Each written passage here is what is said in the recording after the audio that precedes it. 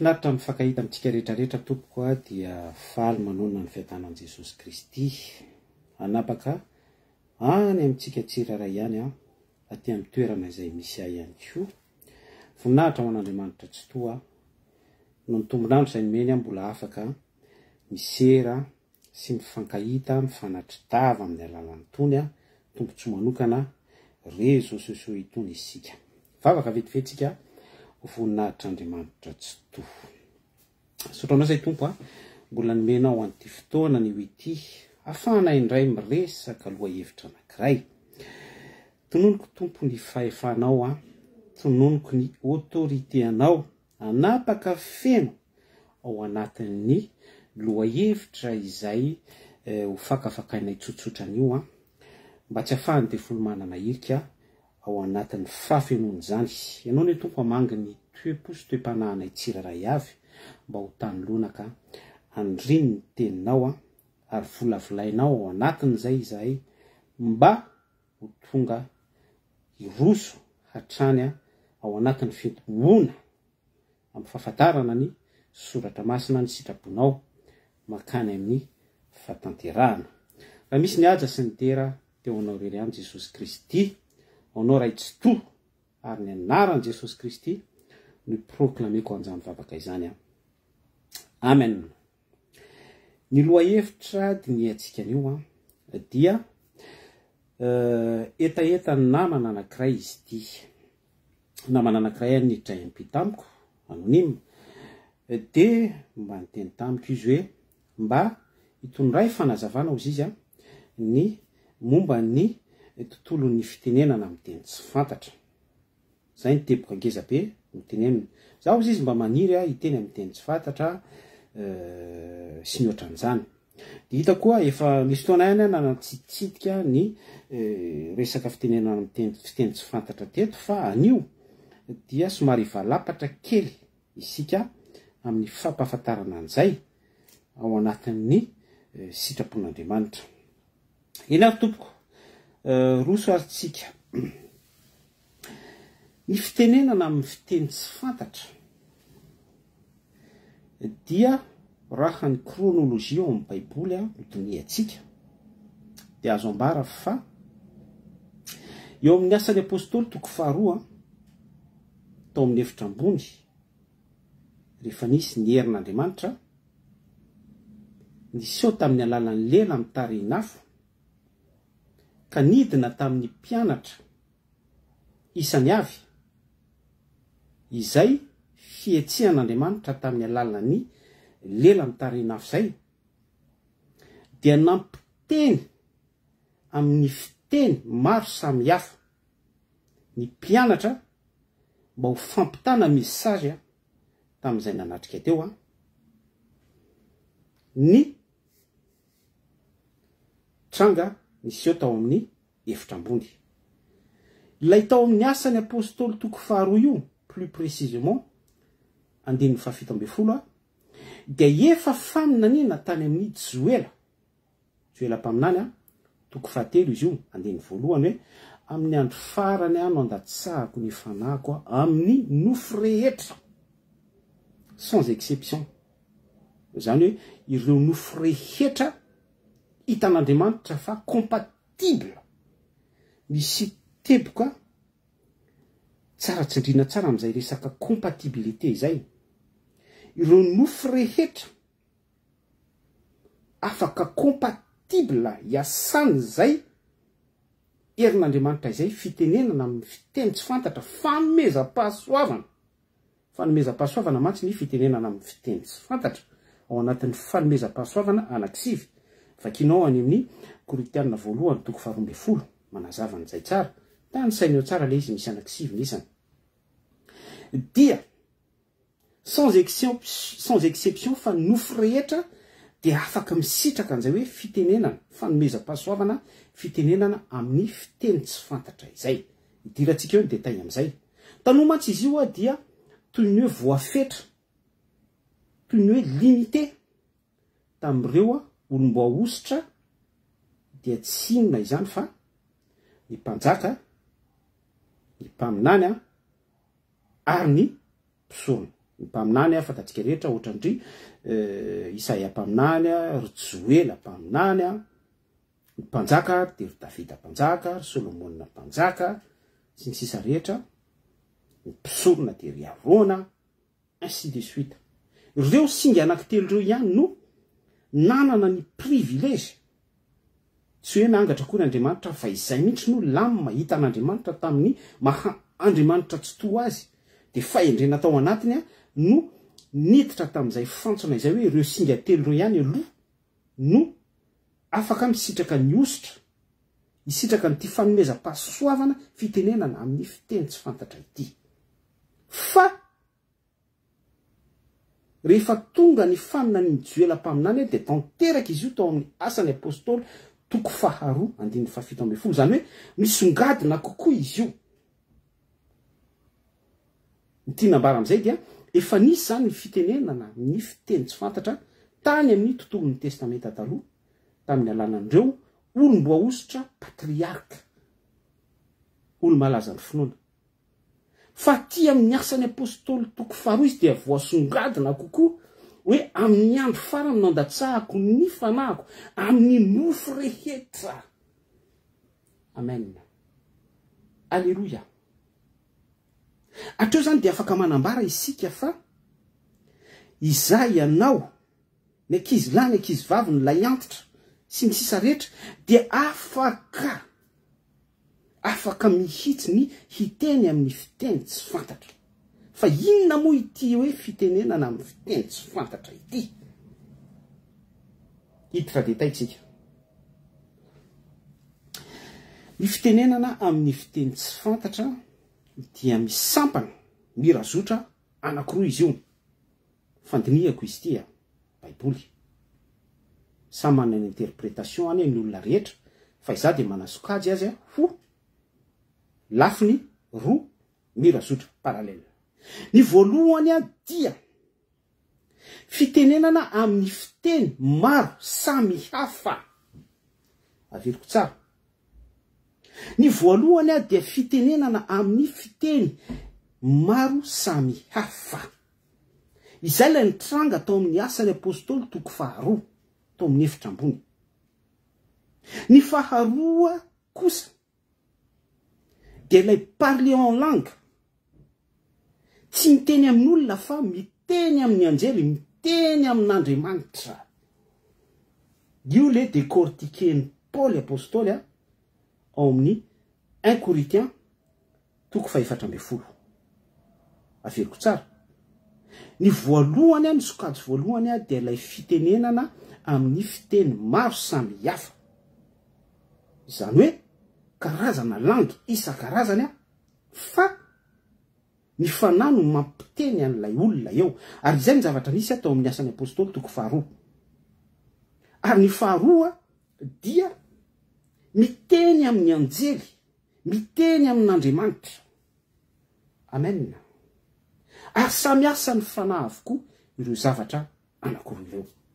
Tahaka ny ahoana ary ny fisehoan'ireo zavatra roa ireo, fisehoan'io fitenenana amin'ny fiteny tsy fantatra io. Asan'ny fanahy izy io. Raha ohatra ianao te andinika ivelany ny fomba fisehoan'izy io, dia mamonjea ianao. Za tsy miteny hoe midira, fa manova tazan-davitra ny zavatra misy eny amin'ireny latoany ireny.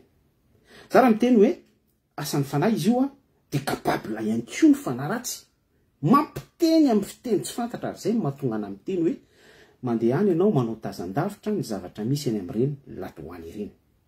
Fa ny mpitaiza, ny renin-jaza na ny rain-jaza tsy fantatra. Ilay lehibe ny omby asy mpikirakira n'ilay fanafody, ilay tety zany. Ny fianjana, ilay mianjaka. Dia rehefa tafiditra ao anatin'ny antsoina hoe état second izy, na en transe izy na en extase izy. Zay hoe en transe zay na en extase zay dia ohatran'ny olona drogue ireny. Zay le état second zay. Miteniteny miboredireditra ohatran'ny adaly izy. Tsy fantatrao ny lazainy.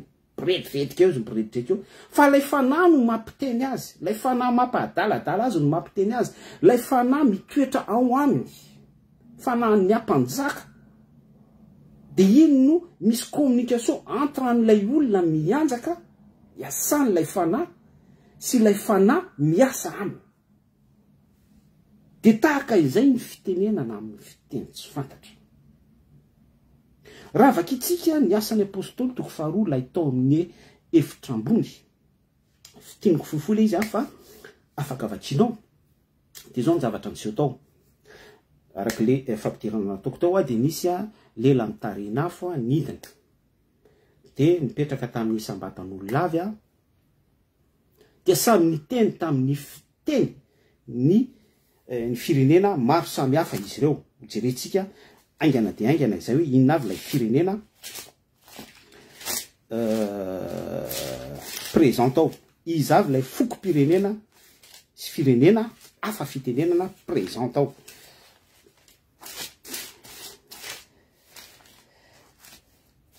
Asan'ny apôstôly toko faharoa. Amin'ny anaran'i Jesosy Kristy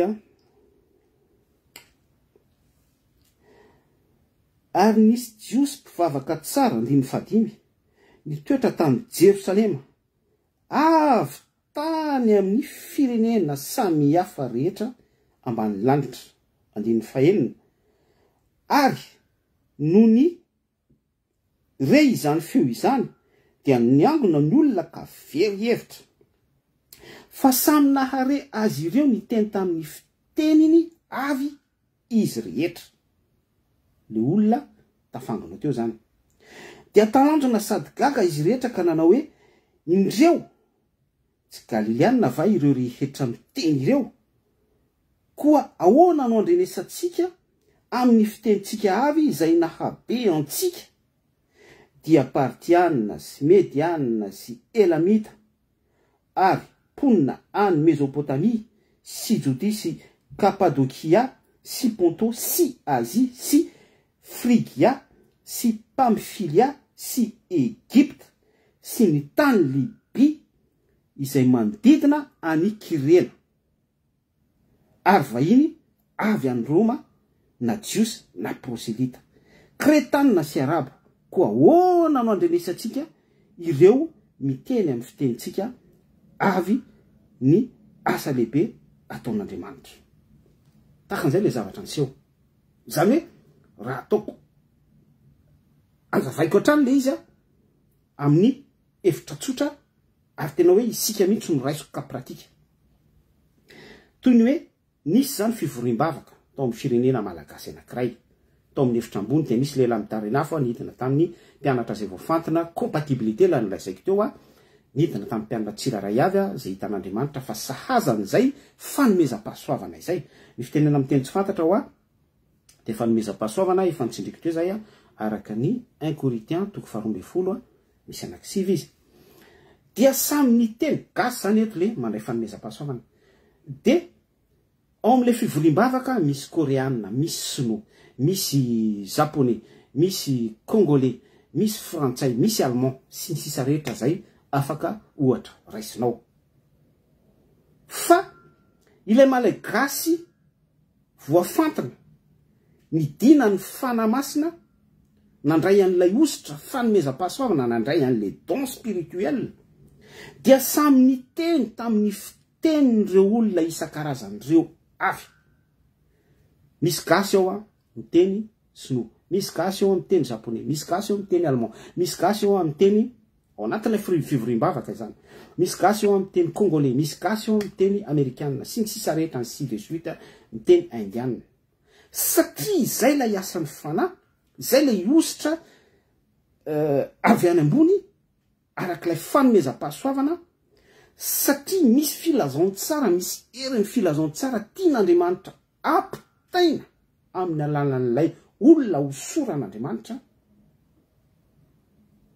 miaraka amin'ilay asan'Andriamanitra fanomezam-pahasoavana, don spirituel, fitenenana amin'ny fiteny tsy fantatra, fiteny maro samy hafa. Alleluia. Dia ireo gasy voaositra ireo araka ny ohatra raisitsika ireo anefa tsy mahay miteny sinoa, tsy mahay miteny gasy, tsy mahay miteny japonais, tsy mahay miteny congolais, tsy mahay, fa no ilay ositra sy ilay heriny fiasan'Andriamanitra midina sy tonga ao amin'izy ireo. Don spirituel fanomezam-pahasoavana 1 Corinthiens 12:10 dia miteny amin'ny fiteny maro samihafa izy a, misadrese amin'ilay karazan'olona tonga eo isam-poko-pirenena araky ny fahasamihafany avy. Takan'izay ity ka voalohany resantsika ity hoe fitenenana amin'ny fiteny tsy fantatra, fitenenana amin'ny fiteny maro samihafa, ary zay mitranga niseho tato amin'ity asan'ny apôstôly 2 ity. Amen. Ny azo ambara ihany koa dia izay zavatra izay tompoko dia tsy isika no manery, zava-dehibe zay ambarako zay. Tsy isika, tsy volonté atsika, tsy finiavatsika, tsy filatsika ilay hoe miteny amin'ny teny sinoa, ary tsy fahaizantsika hoe nianatra langue tany amin'ny CNUELA ohatra anglais na tany amin'ny mandarin sinoa na dia avy eo mampita hafatra interprète tsika amin'izay fotoana izay, fa tsy interprète ao amin'ny tontolo céleste, fa interprète ny saitsika fotsiny araka ny fandikatsika teny amin'ny zavatra tiatsika ampitaitsika, fa tsy ilay tian'Andriamanitra ampitainy. Eto amin'ny tiasan'ny apôstôly 2 ity dia ny zavatra tian'Andriamanitra mihitsy no ampitaina, no nampitainy tamin'ny alalan'ny fitenenana maro samihafa, contexte hoe fitenenana miteny tsy fantatra, satria ny apôstôly teto dia tsy nay an'ilay karazam-pitenenana arak'ilay voalaza sy voatanisa ato amin'ny asan'ny apôstôly 2 fa noho ilay asan'ny fanamasina sy ilay ositra nidina atao amin'izy ireo dia lasa nahay fitenenana kretanina, fitenenana arabo, fitenenana sy ny sisa rehetra arak'izay voasingasinga isan-tsokajiny avy arak'ilay no tanisain'ny baiboly tamintsika teo. Amen. Alleluia. Izay izy hoe fanomezam-pahasoavana, izay izy ilay tranga voalohany. Ilay tranga faharoa kosa eto ilay hoe miteny amin'ny anjely. Averiko tsara, ity tranga faharoa ity dia fitenenana tsy miteny amin'ny olona fa miteny amin'ny anjely, miteny amin'Andriamanitra. 1 Corinthiens 4:12 andin'ny faharoa i Paul no midécortiquer an'izay. Ohatry ny ahoana indray izay miresaka amin'Andriamanitra zay, miresaka amin'ny anjely izay. Resaka dimension indray eto. Lay ka tranga no raisitsika voalohany dia Andriamanitra no misadrese amintsika ka manositra olona izy iteny amin'ny fitenitsika mba hahazoantsika ny mesazy tiany hovaray atsika, dia miteny zany Andriamanitra ao anatin'ny contexte hoe mampiteny olona dia voaray atsika ny mesazy amin'ny alalan'ny fitenenan'ilay olona izay tsy mahay ny fitenitsika akory fa noho izy asan'Andriamanitra dia lasa miteny ny fitenitsika izy. Dimension céleste izay. Fa eto dia ny inverse an'izay indray hoe isika indray misy mpino anankiray, corps de Christ, membre amin'ny corps de Christ. Misy poabe zay zavatra lazaiko izay iny olona iny no tery ao am-pony manana etaeta izy, manana soaf izy, na ao anatin'ny vavaka mirehitra izy iresaka amin'Andriamanitra, dia tsy ny fitenitsika izay ifiresantsika sy fifankazahoantsika no ifandraisan'iny olona iny amin'Andriamanitra, fa langue céleste, fitenin'ny anjely izay le hoe tsy miresaka amin'olona fa miresaka amin'ny anjely, miresaka amin'Andriamanitra. Dimension céleste indray izay. Amen. Alléluia. misy ohatra ny am'izany ny ao baiboly.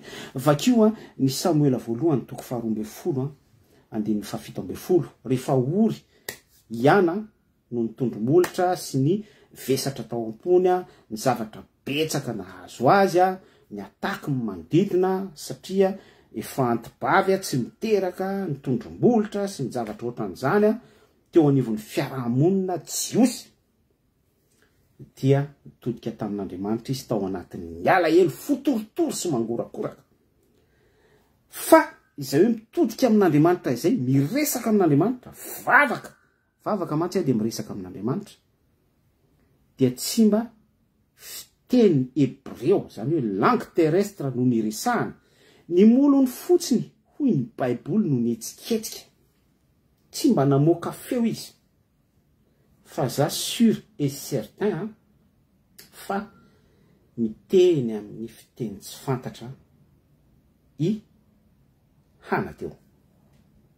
Ny vavany fotsiny no mietsiketsika ary Elia nandinika ny vavany dia nanatsafa azy mihitsy hoe mamy sahady ve anao zany raha matoa dia namaly ihany hoe tsy mamy velively fa noho ilay fietanana atao anatiko noho ilay finiavana sy etaeta te hifandray amin'Andriamanitra ny sady resy amin'Andriamanitra dia mipololotra ilay vavaka ao anatin'ny tontolony fitenenana amin'ny fiteny tsy fantatra satria misady resy amin'ny anjely izy misady resy amin'Andriamanitra izy.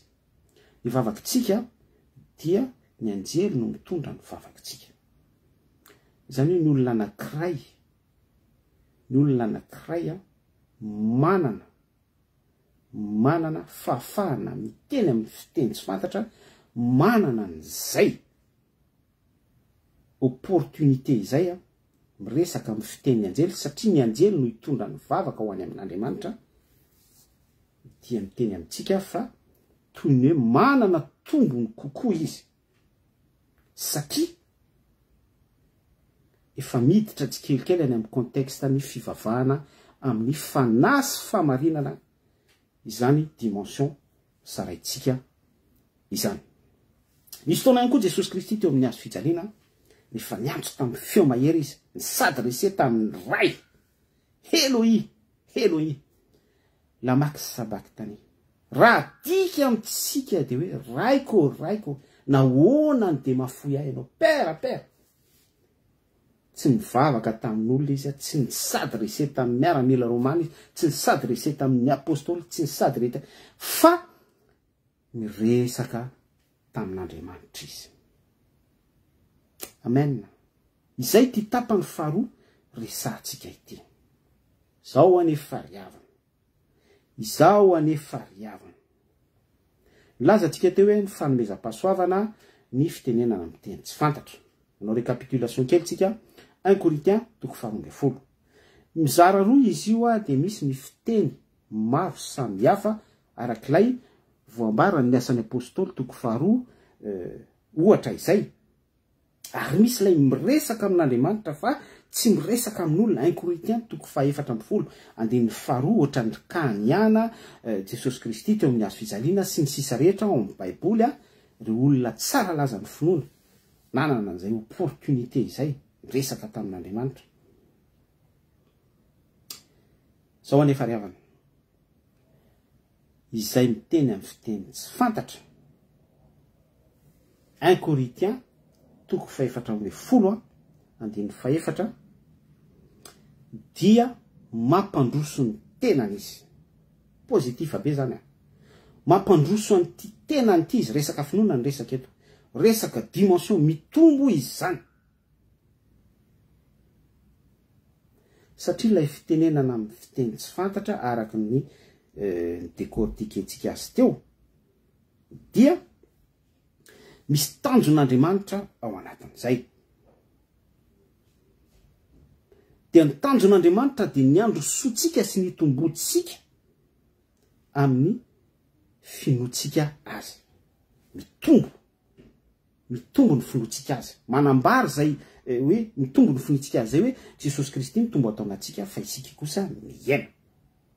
Zany hoe miaina ny tontolon'ny fitenenantsika amin'ny maha olombelona atsika fa ilay communication atsika amin'Andriamanitra, ilay firesantsika amin'Andriamanitra mahazo toerana. Amen.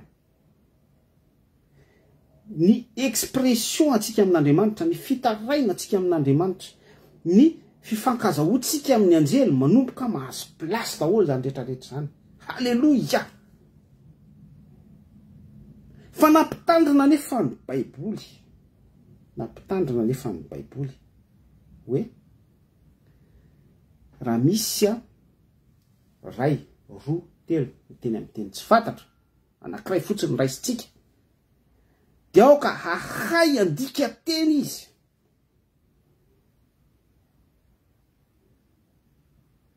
Ary Paoly dia miteny mihitsy hoe aleoko lavitra ozy miteny teny ray azon'olona toy izay miteny dimy. Tsisy zavatra voarain'ny olona. Satria Paoly ao anatin'izay zavatra ambaran'izay dia mikonserve izy an'izay sitrapon'Andriamanitra hoe mampandroso ny tenany ary mampandroso ny olona izy. Mampandroso ny tena, tsy ny tenany ihany fa ny tenany olona ihany koa dia ampandrosony. Ary zay ilay objectif an'Andriamanitra ao anatin'ity fitenenana amin'ny fiteny tsy fantatra ity. Averiko tsara. Raha misy miteny misy olona zany miteny amin'ny teny tsy fantatra izy, dia tokony hisy mpandika teny miaraka amin'izay na izy ihany no mandika an'ilay teny. Satria raha miteny amin'ny teny tsy fantatra izy, je suis d'accord hoe misadresser amin'Andriamanitra izy. Zay nge nahatonga an'ilay tao amin'ilay Asan'ny Apôstôly toko 2 fiteny amin'ny fiteny maro samihafa, satria ilay plasin'ilay interprète hoe mandika teny, aoka hay andika teny izay miteny amin'ny teny tsy fantatra. Dia Andriamanitra mihitsy no tonga dia nakarakorsy nampiteny an'ireo karazana olona nosoran'ireo tamin'ny fiteny maro samihafa. Zany hoe misy fifandraisana amin'Andriamanitra, dia ireo olona ireo indray koa no miteny misadrese araka ny mesazy ampitain'Andriamanitra, ny herin'ny filazantsara, dia toy ny hoe tanteraka miaraka amin'izay ihany koa ny fandika-teny. Fa ilay tranga faharoa ny tena tiany Paoly tsindriana eto hoe miresaka amin'Andriamanitra, dia avy eo miteny amin'ny fiangonana, mampandroso ny tenany izy ary mampandroso ny tenany mpino hafa izay miara-miombonantoka sy miara-miombom-bavaka aminy ao amin'ny toeram-pivoriana anankiray. Zava-dehibe zay. Zany hoe raha miteny amin'ny fiteny tsy fantatra izy zany dia tokony ho voadikany tsara mihitsy ilay teny tsy fantatra proklamena ao anatin'iny fiangonana iny. Ilaza ohatra anankiray amintsika. Témoiny azy. Tao anatin'ny fiangonana anankiray dia misy hitanao ireo ny fiangonana karismatika, pentecôtiste, mialatsiny amin'izay moa zay tiako tenena amin'izay dia le hoe misy mouvement karismatika zany. Dia tia manasanasa prophète sy bishop sy ny tariny ireny ty karazam-piangonana ity. Fa ny zavatra nisy ry havana dia ty prophète nasaindry zareo indray mandeha ty isaky ny tonga izy dia miteny amin'ny fiteny tsy fantatra, fa tsy misy mpandika teny mihitsy anefa. Izy miteny amin'ny teny tsy fantatra ity manozona. Manozona pino, manozona n'ilay fiangonana. Fa ny se dégrader petit à petit ilay église. Ny pino. Tonga ny ataky ny démonie. Tsaratsara-pady. Tonga daholo ny karazana ataky ny démonie isan-karazany déstabiliser ny pino. Fa nisy pino anankiray nanana discernement tsindriny ny fanan'Andriamanitra. Dévoilé an'izany rehetrarehetra izany dia nanomboka teo ny asa délivrance. Zay vao miverina stabilité ho an'ilay fiangonana ary niara nisondrotra mpino rehetra niaraka tamin'ilay fiangonana. Niaraka tamin'izay koa dia nisy délivrance mahery vaika ho an'ilay fiangonana. Attention amin'ity resaka fitenenana amin'ny fiteny tsy fantatra ity. Be da be mantsy ny mpino atoko-ponoana ireo manositra ny tena no hoe voaositra Andriamanitra sy ny ohatran'izany mikirakira sy milalao an'ity resaka fitenenana amin'ny fiteny tsy fantatra ity, satria izy ity dia afaka ampiasaina tsara mihitsy usurpena, angalarina, entina miseduira, makafana, mamony lolo, mietsiketsika. Mampanailo zany zavatra resantsika zany surtout ao Madagasikara be da be ny fiangonana amitsika malagasy tsy resaka ny afrikanina fa mbola pira be da be mihitsy ry havana ny fiangonana tanareo a miditra am'le fiangonana ianao de toy ny hoe tena misy exploit be misy zava-mahagaga be misy sotr'Andriamanitra be misy menjeranjera ny pino misy ny tena miteny tsy fantatra daholo ny olona miogaoga daholo ny parasaky eribiry ery zavatra ohatran'izany de hoy ianao mitazana ety ivelany tsy manana discernement zany ianao tsy tsindriny ny fanan'Andriamanitra ianao zany eo fa mba mametraka ny tongotra ao amin'ilay fiangonana de tena babana tena miasa marin'Andriamanitra ao amin'ny fiangonana misy ny tomany mihitsy misy ohatran'izany fa za miteny amintsika fa capable tsara mihitsy ny démonie mi-usurper manao usurpation mampiteny amin'ny fiteny tsy fantatra arak'ilay ohatra andraisiko teo manozona slay ladoany resantsika tary amin'ny fampidirana midada rabe sy ny sisa rehetra mpanao maji hitanareo mpanao maji rehefa anao maji de misy amin'izy ireny a miprononcer an'le formule majika tena miteny tsy fantatra izy zay le message subliminal zany hoe misy fifandraisana amin'ilay tompoy ary iny mampiteny anazy sy manendry anazy de toy ny hoe décoder zavatra izy amin'ilay fitenenana amin'ny fiteny tsy fantatra langue au delà tahaka an'izany mpamosavy tahaka an'izany ny film Harry Potter reny tsy zavatra mandehandeha ho azy nge reny tanareo misy formule prononcena sotran'izany bref danger be ty resaka miteny amin'ny fiteny tsy fantatra ity atreo amin'ilay hoe resaka saina be da be mihitsy ny fiangonana manorina fivavahana amin'ny toko sy andininy anankiray fotsiny hoe miteny amin'ny teny tsy fantatra famantarana manaraka izay mino miteny amin'ny teny tsy fantatra fandraisana amin'ny fanamasina zany de misy ngezina be mihitsy izy hoe rehefa misy zany ny fitenenana amin'ny fiteny tsy fantatra amin'ilay fiangonana de tena hoe fiangonana marina ny fiangonana efa religieuse manao an'izay miazy ihany ny marina miasa ho amin'ny fanamasina baptême de Saint-Esprit sy ny zavatra ohatran'izany fa ny contexte arak'ilay nazavantsika teo hoe mila mpandika teny mila zavatra ohatran'izany tsy hitanao ao zany minimum be zany zavatra resantsika mbola tsy miresaka discernement tsika fa rehefa tonga ao aminao ny fanahy ny discernement fanomezam-pahasoavana ihany koa izy io arak'ilay 1 Corinthiens toko 12 nivakitsika teo misy anankisivy tokony milahatra tsara mihitsy zay le resaka corps du Christ mantsy de zava-dehibe ny fahafantarana an'izany ary ny fiainana an'izany de hainao tsara mihitsy amin'izay manavaka hoe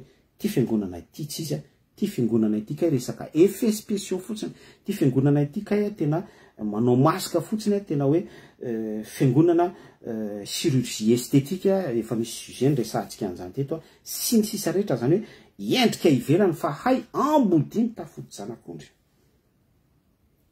alleluia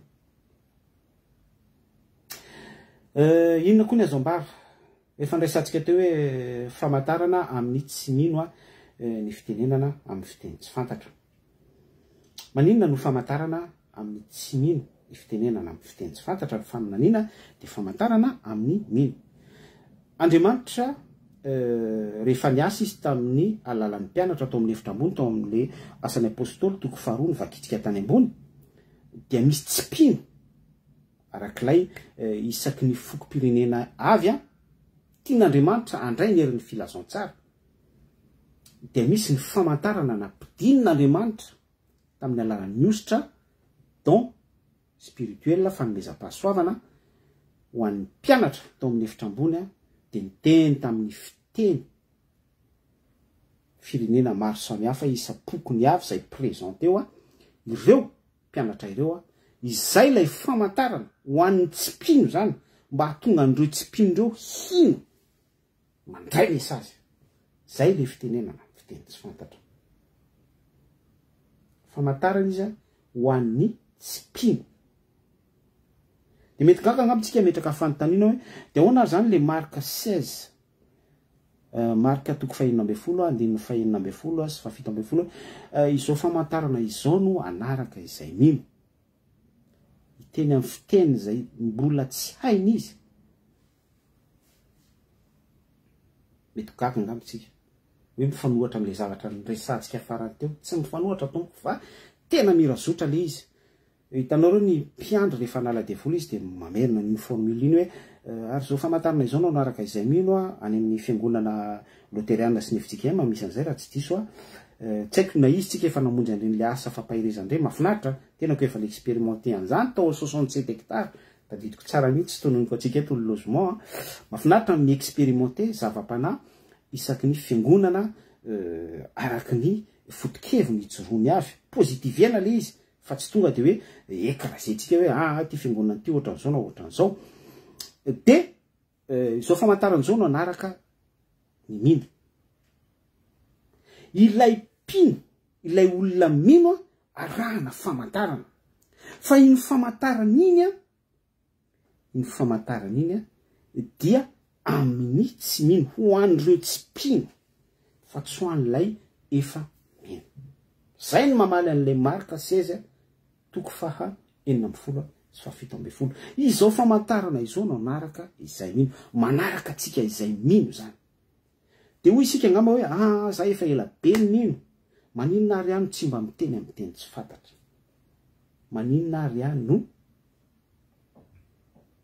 tsy mba maminany maninona ary ano tsy mba manana fanomezam-pahasoavana ohatran'izao ny zavatra tsara fantatsika de ity tsy tokony ho obsession ao anatintsika zay tsy tokony ho zavatra tsara mangetaetan'izany ary Paoly de nampianatra mihitsy maniry fatratra ny zava-panahy indrindra ny haminany alleluia fa izao anefa Paoly de nanasongadina tsara mihitsy Paoly mantsy ny expérimenté amin'izy ity tsara mihitsy hoe ary Paoly de nisy fotoana izy fa any amin'ilay Corinthiens 12 any hoe nakarina malala olona ivelany tena ozy izy zany hoe Paoly tsy te irehareo zany fa Paoly zany tena antsika fa Paoly de efa nisy fotoana izy niakatra kosona dimension lanitra voalohany lanitra faharoa lanitra fahatelo paradisa andresana am'izany fa tsy mirehareny lehilahy midika an'izao hoe tany amin'ny lanitra fahatelo paradisa izy dia tsy langue terrestre ntsony ny tany fa fiteny amin'ny fiteny tsy fantatra miresaka amin'ny anjely miresaka amin'ny être céleste rehetra ao an-danitra ao alleluia zava-dehibe zany resantsika zany bref teo amin'ny lianina nresaka tsika teo hoe verikely hoe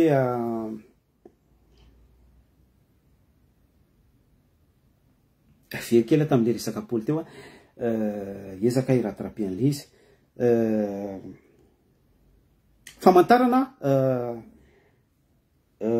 famantarana mino tsy mino eny ny fitenenana amin'ny fiteny tsy fantatra tsy tokony ho obsession ao anatintsika le izy fa i Paoly dia nanazava tsara fa tsara kokoa maninany noho ny teny amin'ny fiteny tsy fantatra samy asa mifanary eo fa ilay fitenena amin'ny fiteny tsy fantatra ho isika ozan'ny baiboly dia mampandroso ny tena fa ny fitenenana ny faminaniana dia mampandroso ny fiangonana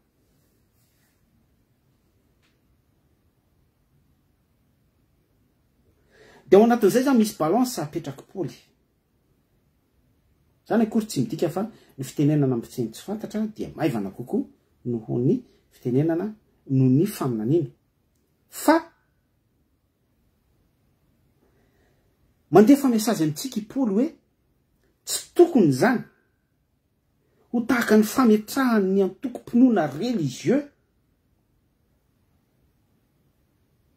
azy ho titre hitompona teny fatratra zay nga malaza azy tsara kokoa tsy tokony ho titre hitompona teny fatratra ho famonjena ny fitenenana amin'ny fiteny tsy fantatra be da be mihitsy ny pino tratran'izay ary farany izy lasa à côté de la plaque sanatria izany tena hoe remplaceny an'ilay fitenenana amin'ny fiteny tsy fantatra ny fitiavana remplaceny amin'ilay raha miresaka fitiavana zay tsika de hoe Andriamanitra dia fitiavana Jaona toko faefatra andiny faefatra amby roapolo remplaceny an'izay sanatria izany remplaceny an'izay fitenenana amin'ny fiteny tsy fantatra zay toeran'i Jesosy Kristy fitenenana amin'ny fiteny tsy fantatra no sinona fahasalioana azy famonjena ho azy voavonjy izy rehefa miteny amin'ny fiteny tsy fantatra mamitaka ny fisainantsika sy ny fieritreretantsika isika amin'izay fotoan'izay par rapport amin'ny contexte nazavaintsika eto hoe déjà mila misy mpandika tena mila sy ny zavatra ohatran'izany mila mitandrina isika miezaka alohan'ny amara-panana anazy miezaka mandefa message zany de izany zavatra resantsika zany de tsy misy mahasamy hafa fa mitovy valaka amin'ny hitanareo resaka viande de porc henakisoa ny resaka sabata ny resaka miteny amin'ny teny hébreu lasa ohatran'izay le izy zany hoe reny zany no asongadina fa famonjena salut ny olona zany rehefa tsy mihinana henakisoa izy de ao amin'ny salut voafonjy izy lasa izay le filazantsara fitaka efipetsin'ny satana zay efipetsin'ny satana zay ary ampitandremako atsika tsara mihitsy amara-pananantsika azy ary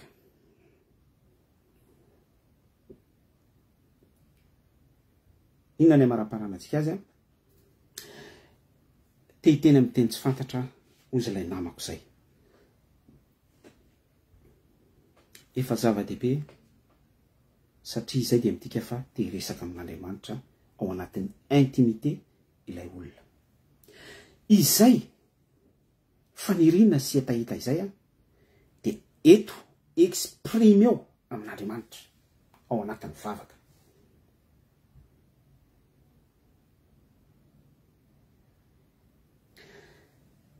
mikoka pratika ianao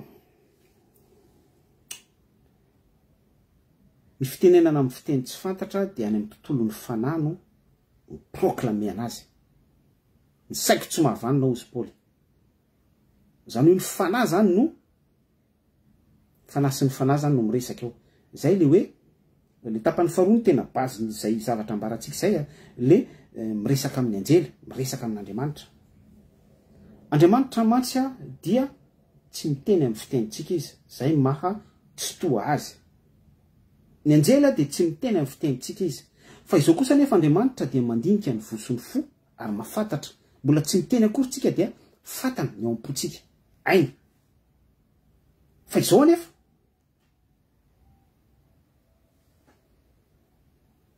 ilay fanahintsika misadrese amin'Andriamanitra vavaka tsy hay tononona vavaka tsy hay tononona dia manaovy ianao fasahiana dika rehefa mivavaka ny any amin'ny esprit anao any pratika izany resantsika izany ny any amin'ny sainao any no manambara mivavaka ao ny fanahinao no misadrese amin'Andriamanitra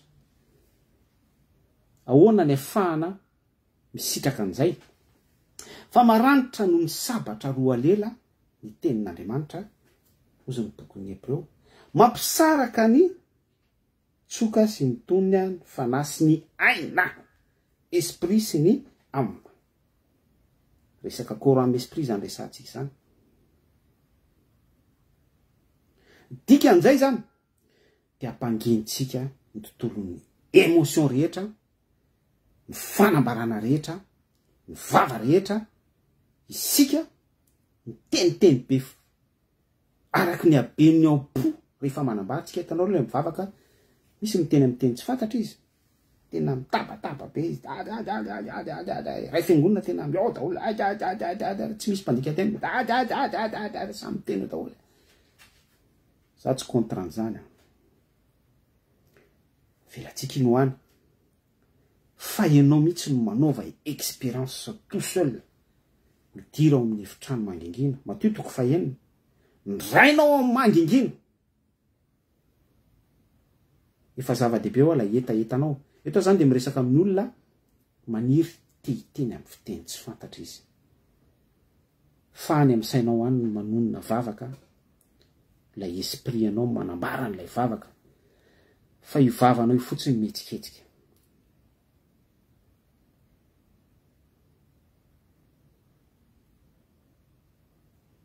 fa ilay vavaka ny fanahy sy ny fanahy no miresaka manana n'izay etaety zay ianao fa rehefa mipetraka ao anatin'ny fonao zay etaety zay Andriamanitra mandinika ny vosony fo mamaly ny tsiraray avy izy araky ny etaetany sy ny asa tian'ilay olona ho tanteraka aminy de miasa miaraka am'izay ihany koa Andriamanitra rehefa hitany fa sincère ilay olona fotorotoro mangorakoraka manana ny soif manana tsy maninona raha ngaho obsession manana an'izay ilay olona mangetaeta raha vakio le tantarany ihany 1 Samuela voalohany toko 12 sy 17 hatramin'ny 17 iana de tsy niteny fa mivava fotsiny nietsiketsika fa lay tao am-pony lay vesatra tao am-pony ilay zavatra namatotra azy tao am-pony lay zavatra tiany hoentina amin'Andriamanitra iny nambarany tany amin'ny tontolo ny fanahy netiny ny antsampy tamin'i Jesosy Kristy netiny ny antsampy tamin'ny Yahweh Elohim de zay lay pratika ireo sonao rahalahy zay lay pratika ireo sonao sœur raisiny ohatra inona mampahory anao eo amin'ny fiainanao andavanandro misy marary ve ao aminao misy an'ilay passage any amin'ny baiboly any aoka izy apaka ny loholona de anositra toiloilo ny fiangonana misy marary ve ao aminareo fa hoy ianao hoe anio de tsy anao an'izay fa anio de hitolona mbavaka amin'Andriamanitra tsy badabadabadabada be eo fotsiny ahako ny fa tsy manino ny vavaka io tsy miprononcer mot akory fa any amin'ny fanahiko any tena miproclamer an'le teositrana miproclamer an'ilay délivrance miproclamer an'ilay asan'ny satana mila ravana miproclamer an'ilay aretina mila levina miproclamer an'izay tokony proclamena rehetra araky ny fitarihan'ny fanamasina zay mamangy azo manindry mandeha tsy kelikely io manomboka any amin'ny présence ny fanahy masina présence ny Saint-Esprit mandeha tsy kelikely io mameno ny efitranao mameno ary farany izy manafora ny vavanao ny lelanao manafora ny tontolonao de za miteny aminao fa tafiditra ao mifantsona am'izay ianao miteny amin'ny fiteny tsy fantatra fiatombohanao amin'ny vavaka amin'ny fanahy sy fahamarinana alleluia zara partage kely amintsika témoignage fotoana ny tenenako fiteny tsy fantatra voalohany indrindra samy nandalo age bête ohatran'ny olona rehetra dia tonga ny fotoana fiovam-po tao anatin'ny fivoriam-bavaka anankiray tsy tononoko ny anaram-piangonana tsy tononoko ny pasteur tsy tononoko izy ilay fivoriam-bavaka fa tononoko fotsiny hoe présente ao Jesosy Andriamanitra nomena voninahitra fa tsy ilay fiangonana tsy ilay pastora tsy nizaniza mbola misy histoire be koa après rehefa tao anatin'izay fivoriam-bavaka izay ny tenako dia ny olona miteny amin'ny fiteny tsy fantatra arak'le ny resantsika eto hoe samy mitabataba gauche à droite fa izaho kosa ny fantoka tontolo ny fanahy zany no incarneko ny fo azoko ny fo tato anatiko satria isy an'ilay etaeta teo afaka tato anatiko te hiavana amin'Andriamanitra te hiona amin'Andriamanitra rencontre te hanana an'ilay coup de foudre amin'ny Jesosy tato anatiko zany rehetrarehetra zany misy détail ary important be daholo zany zavatra resantsika zany tato anatiko anisan'izay zavatra zay nameno ny foko ary mitombo tsapako mihitsy na ny fitepon'ny foko ary afa ohatrany tsy fitepon'ny foko andavanandro mialehibe tato atoko zay zavatra tato anatiko ny boiboika hiakatra ny aniakatra de ny zavatra ny proclameko tany amin'ny fanahiko tany tia hitanao a Jesosy tia andre ny voninahitra ao ny fona Jesosy ny amin'ny zavatra zay lay fanahiko ny proclamer inavy ny tiako sy mahatery ato am-poko ato ino ny fantohako fa tsy mifantoko amin'ny zavatra ivelantsony zay le hoe midiro amin'ny efitra mangingina fa nirainao ao amin'ny mangingina no mamaly ianao ao amin'ny efitra mangina ity kortsika ity la efitra mangina miditra ao anaty mihitsy ny fanjakan'Andriamanitra ao anatinareo pratika zany zavatra resantsika zany mandeha ny hira louange mandeha ny hira fiderana mandeha ny zay mandeha rehetra ao fa izaho kosa riavana de manomboka tafiditra ao anatin'ilay antsoina hoe état second de nanomboka teo tapotapoka teo miteny amin'ny teny tsy fantatra tafiditra tao anatin'ny antsoina hoe état second ny anjera teny amin'ny teny tsy fantatra, mipolotra ny teny amin'ny teny tsy fantatra. Naharitra teo amin'ny ataoko hoe sahabo tsy ampy 3 minitra teo ngamba. Fa ny zavatra tsy adiniko. Tena ny marqué anahy. Dia tsisy zavatra tsapako tsony tao amin'ny toerana ny vavahako. Fa nisy feo kira izay mbola tsy henoko mihitsy, reny ny sofiko. Amen. Ary hatramin'izao aho dia mbola mitady an'izay zavatra izay foana hiverina amiko indray, fa tsy tsapako tsony ilay tsy reko tsony hatramin'izao. Ary saoko ny tompo aho tanteraka tamiko izay. Dia rehefa niarina amin'izay aho, teo amin'ny 30 secondes teo ngamba tsy fantatro, tsy haiko, tsy fantatro. Dia ny olona nanatona daholo ara-baina, teny amin'ny teny tsy fantatra, sy ny ohatran'izao, batisa amin'ny fanahy-masina sy ny sisa rehetra. Dia nanomboka teo amin'izay aho, dia niexpérimenté an'izay foana hoe fitenenana amin'ny teny tsy fantatra izay. Tsy voatery hoe iogaoga be, tsy voatery hoe izao na zao.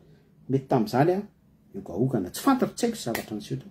Fa amin'izao fotoan'izao ary aho na amin'ny hevitra ny mangingina na izato ny seulina na eny amin'ny toeram-piasana, dia ao anatin'ny fahendrena, contrôle de soi, mahony tena, miteny amin'ny teny tsy fantatra, tsy miresaka amin'olona fa miresaka amin'Andriamanitra. Fa raha ohatra kosa hiresaka amin'olona dia mazava ho azy fa ilay mampandroso ny tena izay, dia miaraka amin'izay misy fandika-teny koa entintsika ampidinin'Andriamanitra ao amintsika, tokony ho izay ilay contexte fisotran'ilay fitenenana amin'ny teny tsy fantatra. Halleloja. Izay ngambany azo ambara, teny maro tsy ilozanota. Atsantsika eo malaza izay tokony no lazaina tao anatin'ny fitenenana amin'ny fiteny tsy fantatra ngamba ny zavatra nozaraintsika hatreto. Ao anatin'ny tontolony ny antsoina hoe glossolalia, izay zavatra nambarantsika rehetra izay. Izay izy amin'ny teny baiko, izay ilay resahako teo hoe état second, transe na extase, tanao ireo ny olona eny amin'ny ladoany reny na ny olona drogia, tena ohatran'izay mihitsy ilay izy fa ny fanamiasina no mameno atsika, manafora atsika, manositra atsika ao anatin'izay.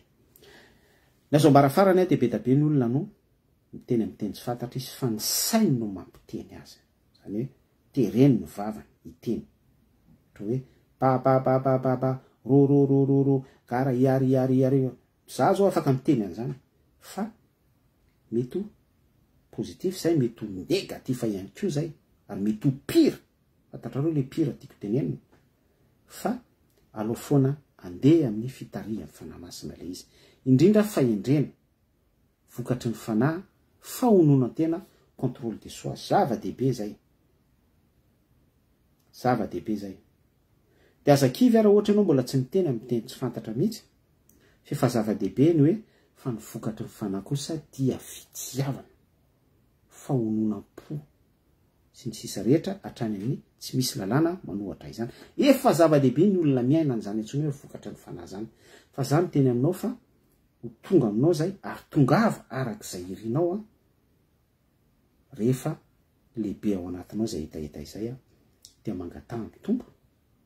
Zava-dehibe ary tena tsara be mihitsy hoe ny tompo no mampiteny tsy fantatra anao toy izay ny hoe ny sainao no mibaiko anao hiteny amin'ny teny tsy fantatra, tahaka ny tranga misy any amin'ireny karazam-piangonana, zandrany be da be isan-karazany, sekta isaky ny elakelan-trano reny, misy fitaka sy piège be da be ao anatin'ireny izay tokony halantsika.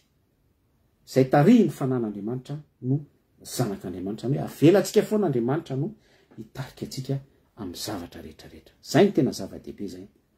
Na tsy mahazo aratsika dia eketsika. Fa izay ny sitrapon'Andriamanitra.